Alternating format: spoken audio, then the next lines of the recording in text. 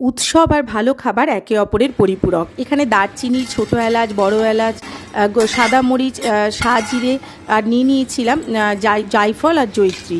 এগুলো শুকনো খোলায় ভেজে গুঁড়ো করে নিয়েছি। অন্যদিকে ঘিয়ের মধ্যে তেজপাতা, ছোটো এলাচ, দারচিনি আর লবঙ্গ, তার সাথে দিয়ে দিয়েছি ড্রাই ফ্রুটস মানে কাজু, কিশমিশ আর আমন্ড কুচি। আর বাসমতি চাল আগে থেকে ধুয়ে শুকিয়ে নিয়েছিলাম, সেটা এই ঘিয়ের সাথে মিশিয়ে নিয়ে ভালো করে বেশ নাড়িয়ে চাড়িয়ে নিয়ে তার মধ্যে পোলাওয়ের মাপের যে জলটা হয় সেটা দিয়েছি। আর মানে 1 কাপ চালে 2 কাপ জল আর কি। তারপর চালটা প্রায় 80% মতো সেদ্ধ হয়ে আসলে তাতে ভেজে রাখা গুঁড়ো মশলা ছড়িয়ে দিয়ে নুন মিষ্টি দিয়ে সেটাকে দমে বসালেই তৈরি হয়ে যায় দারুণ স্বাদের সাদা পোলাও।